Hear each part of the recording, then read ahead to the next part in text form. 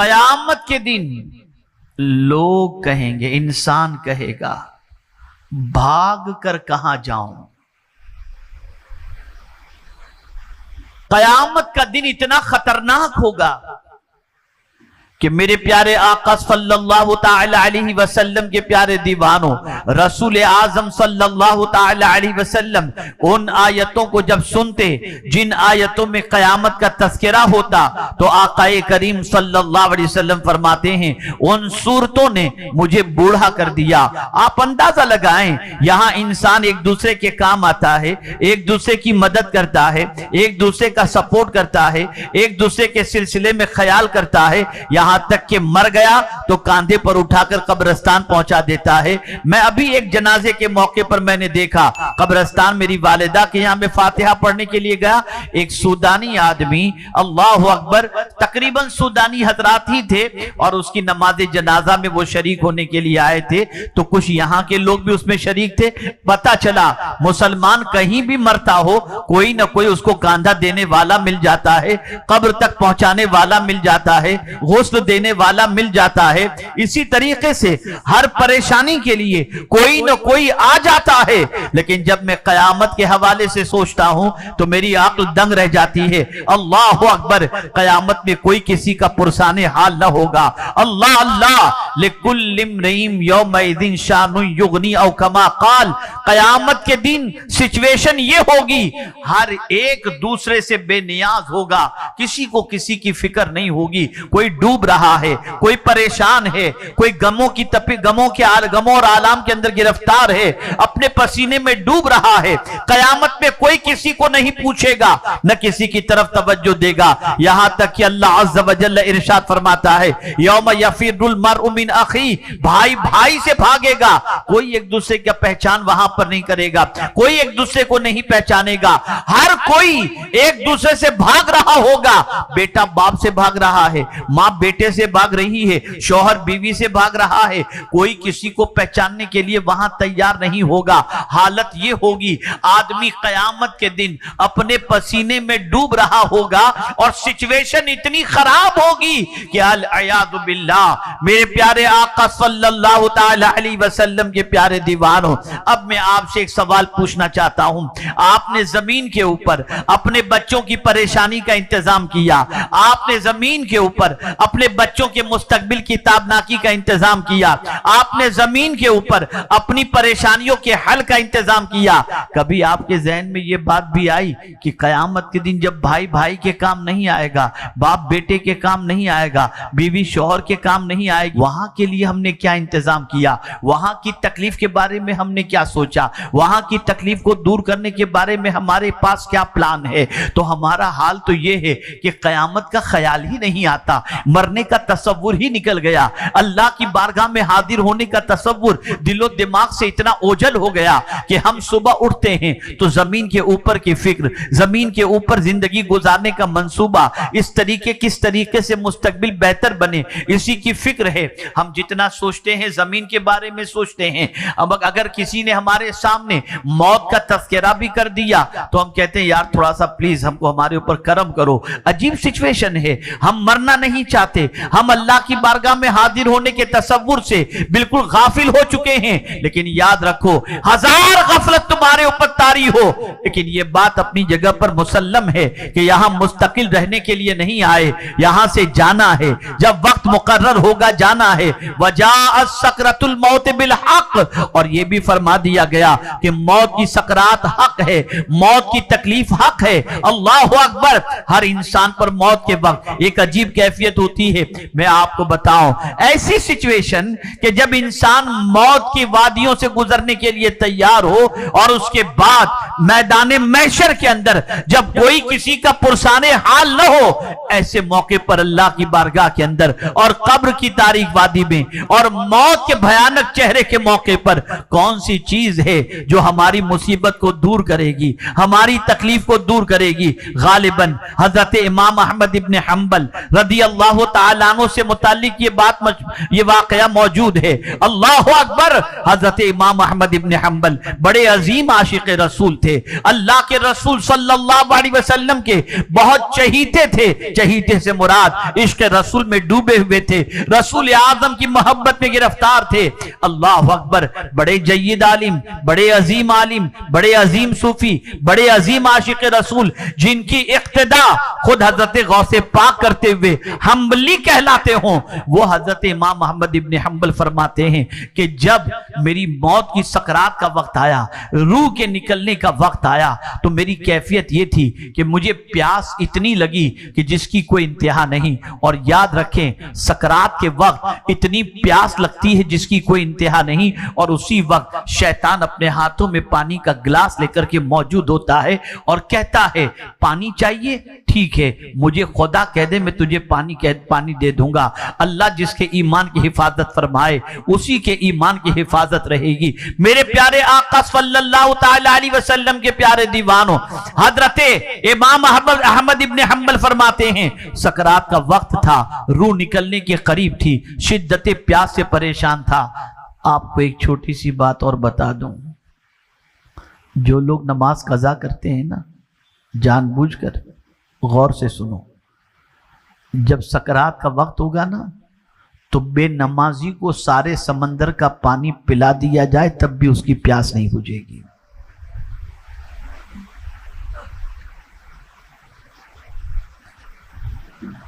حضرت امام احمد ابن حنبل فرماتے ہیں پیاس کی شدت سے میں اتنا پریشان تھا کہ مجھے ڈر لگنے لگا کہ کہیں پیاس بجھانے کے لیے میں اس کو خدا نہ کہہ بیٹھوں۔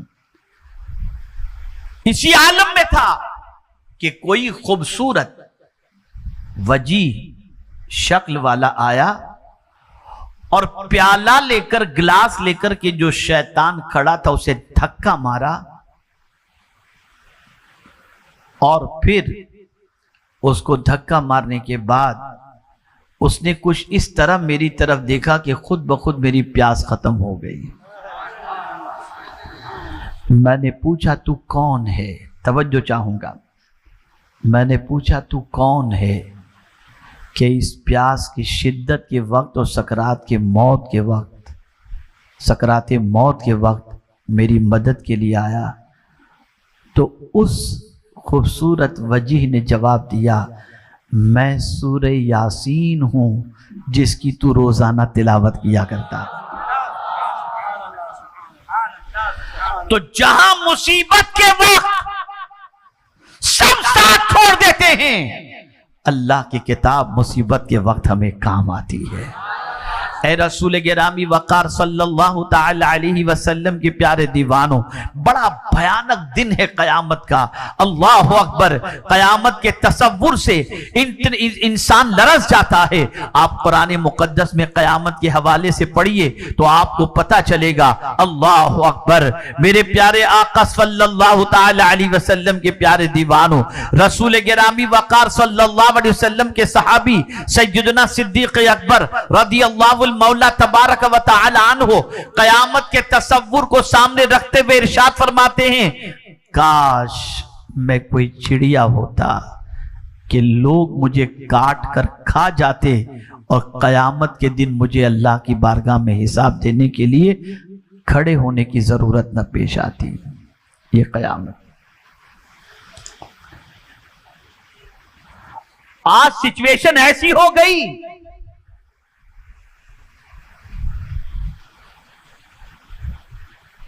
کہ دنیا میں اتنے مگن ہو گئے اور اپنے وجود کو اللہ کے قانون کے خلاف اس طریقے سے ہم نے گزارنا شروع کر دیا جیسے ہم سے کوئی حساب لینے والا ہے ہی نہیں۔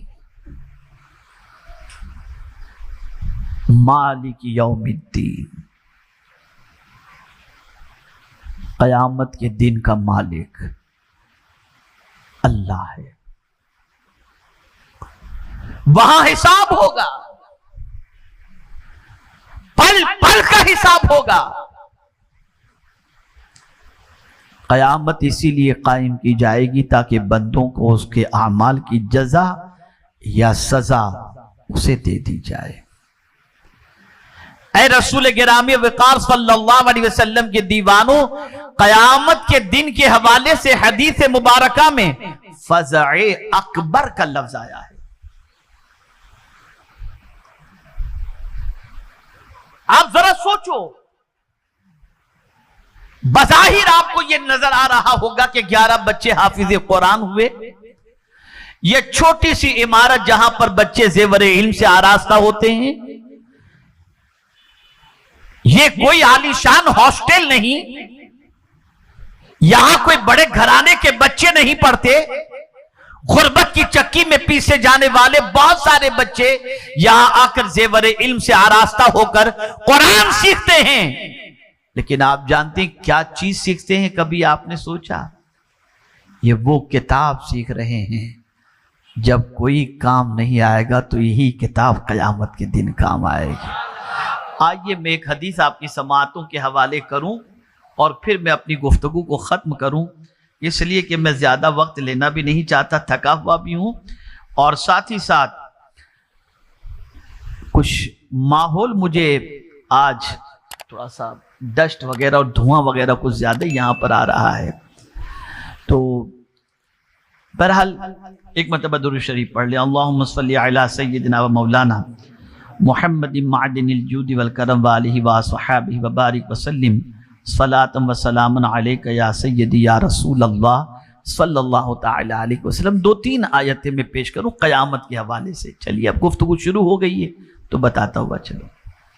قیامت میں اعمال نامہ دیا جائے گا، جو کچھ ہم نے کیا ہے نا دنیا میں سب نوٹ ہو رہا ہے، ایک ایک چیز، ایک ایک لفظ کرامن کاتبین، اللہ نے لکھنے والے فرشتے مقرر کیے ہیں، وہ نوٹ کرتے ہیں۔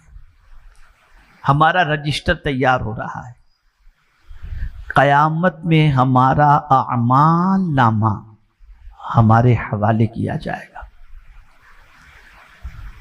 اب سنیے، اعمال نامہ کس ہاتھ میں دیا جائے گا تو بندہ کیا کہے گا؟ اب سنیے، قرآن کہتا ہے فَأَمَّا مَنْ أُوتِيَ كِتَابَهُ بِشِمَالِهِ فَيَقُولُ يَا لَيْتَنِي لَمْ أُوتَ كِتَابِيَهْ، اور جسے اس کا نام اعمال اس کے بائیں ہاتھ میں دیا جائے گا، بائیں ہاتھ میں، وہ کیا کہے گا؟ وہ کہے گا کاش مجھے میرا اعمال نامہ نہ دیا جاتا، اس لیے کہ بائیں ہاتھ میں اعمال نامہ دینا اس بات کی علامت ہے کہ وہ مارا گیا، اب اس کا ٹھکانہ اچھا نہیں ہے، اب اس کا ٹھکانہ اچھا نہیں۔ جس کے دفتر کے اندر، جس کے اعمال نامے کے اندر گناہوں کا اندراج ہوگا، بد کرداری لکھی ہوگی، برائیاں لکھی ہوں گی، اس کو اس کا اعمال نامہ سیدھے ہاتھ میں نہیں بائیں ہاتھ میں، الٹے ہاتھ میں دیا جائے گا، جسے دیکھ کر وہ کہے گا یا لیتنی لم اوت کتابیہ، کاش کہ مجھے میرا اعمال نامہ نہ دیا جاتا۔ اور آگے کیا کہے گا؟ وَلَمْ أَدْرِ مَا حِسَابِيَهْ، اور میں نہ جانتا میرا حساب کیا ہے۔ یا لیتہا کانت القاضیہ ما اغنا عنی مالیہ ہلک عنی سلطانیہ۔ اللہ اکبر۔ قرآن کہتا ہے کہ وہ بندہ کہے گا ہائے کاش موت ہی قصہ ختم کر دیتی، میرا مال مجھے کام نہ آیا اور میرا سارا زور جاتا رہا، بہت مال میں نے کمایا لیکن یہ میرا مال بھی قیامت کی تکلیف سے مجھے بچا نہ سکا، اور میں سمجھ رہا تھا میں بہت طاقتور ہوں، لیکن قرآن کہہ رہا ہے کہ کل قیامت کے دن اس کا زور بھی اسے کام نہیں آئے گا۔ یہ اللہ کی کتاب کہہ رہی ہے۔ میرے پیارے آقا صلی اللہ تعالی علیہ وسلم کے پیارے دیوانوں، ماؤں کا حال کیا ہوگا، عورتوں کا حال کیا ہوگا؟ تو قرآن کہتا ہے یوم تذہل کل مرضعۃ عما ارضعت، جس دن ہر دودھ پلاتی ماں اپنے بچے سے غافل ہوگی، وہ ماں جو پیدا ہونے والے بچے کو دودھ پلا کر کے بڑا کرتی ہے، سینے سے چمٹا کر رکھتی ہے، وہ ماں کل بروز قیامت اپنے بچے سے غافل ہوگی، کہاں پڑا ہے، کہاں مرا ہے، کیا حال ہے اسے. پھر یہ قیامت کا دن ہوگا، یہ قیامت کا دن. تم سیریلوں پر بھروسہ کرتے ہو، یوٹیوب پر بھروسہ کرتے ہو، نیوز پر بھروسہ کرتے ہو، اخبار پر بھروسہ کرتے ہو، پیشن گوئی کرنے والوں کی باتوں پر بھروسہ کر کے اپنے آپ کو الرٹ کر لیتے ہو.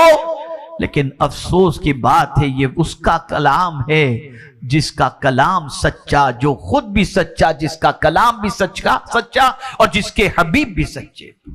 جو فرما دیا وہ حق ہے، جو فرما دیا وہ پرفیکٹ ہے، وہی ہوگا جیسا میرے رب نے فرمایا ہے. یہ قیامت کی مختصر سچویشن میں نے آپ کے سامنے پیش کی. اب آئیے، اب اس قیامت کے دن جب ایسی سچویشن ہوگی، ماں اپنے بچے سے غافل ہوگی، بھائی بھائی سے بھاگ رہا ہوگا، کوئی کسی کا پرسان حال نہ ہوگا، اور انسان قیامت کے دن کہے گا میں بھاگ کر کے کہاں جاؤں، کوئی جگہ بھی پناہ کی نہیں ہوگی. اس زمانے کے اندر، اس قیامت کے دن کیا چیز کام آئے گی؟ اس قیامت کے دن جہاں کوئی کسی کا پرسان حال نہ ہوگا، کون سی چیز ہے جو قیامت کے دن بندے کی دستگیری کرے گی؟ تو رحمت عالم صلی اللہ علیہ وسلم نے ارشاد فرمایا، وہ گھبرانے والا دن، جو بڑا گھبراہٹ کا دن ہے، اس گھبراہٹ کے دن کے اندر 3 ایسے لوگ ہوں گے جو اس دن امن کے ساتھ ہوں گے. انہیں کوئی گھبراہٹ نہیں ہوگی، انہیں کوئی گھبراہٹ نہیں ہوگی.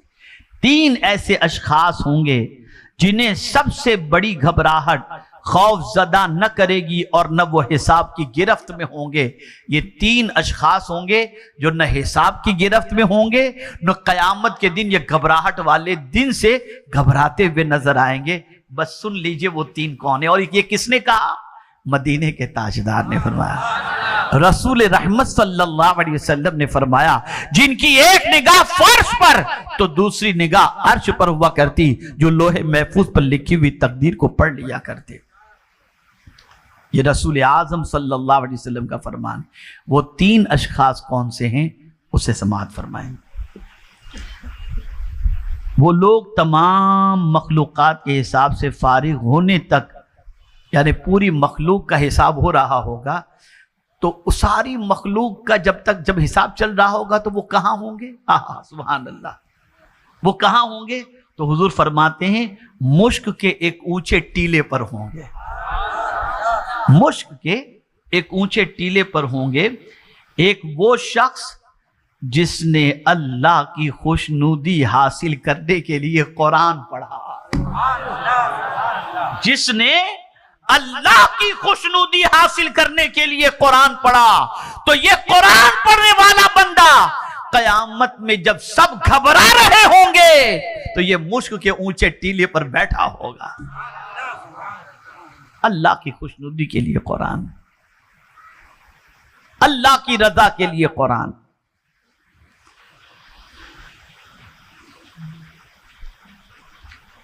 اور اس سے لوگوں کی امامت اس طرح کی کہ وہ اس سے خوش رہے. یعنی یہ قرآن جو پڑھتا تھا اللہ کی خوشنودی کے لیے، ساتھ میں وہ امامت بھی کرتا تھا. یعنی ایسا ہے کہ امامت کرنے والا بھی ہے، خوشنودی کے لیے اللہ کا قرآن بھی پڑھتا، اللہ کی کتاب بھی پڑھتا. اور سمجھ لیجئے کہ اگر وہ امام بھی ہے تو امام ایسا ہے کہ مقتدی اس سے خوش ہیں.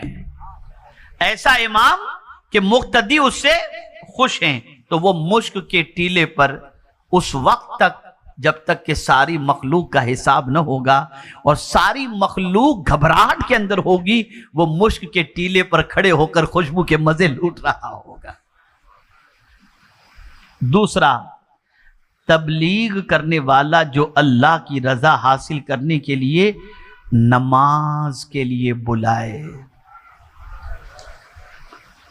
سنی شرط ہے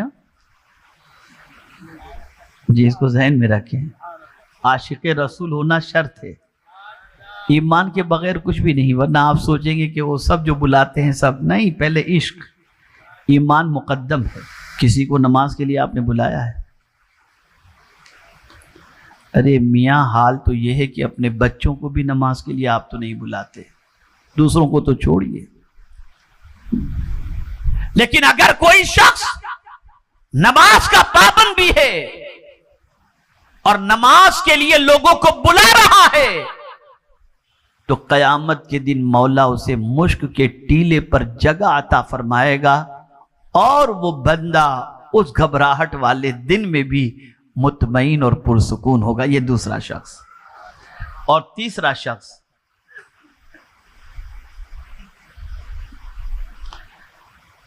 جس نے اپنے اور اپنے رب کے درمیان اور اپنے غلاموں کے درمیان عمدہ معاملہ کیا۔ میرے پیارے آقا صلی اللہ علیہ وسلم کے پیارے دیوانوں، اس کا معاملہ رب سے بھی اچھا اور اس کا معاملہ بندے سے بھی، یعنی غلام سے بھی اچھا۔ یہ غلام کی بات کہی گئی۔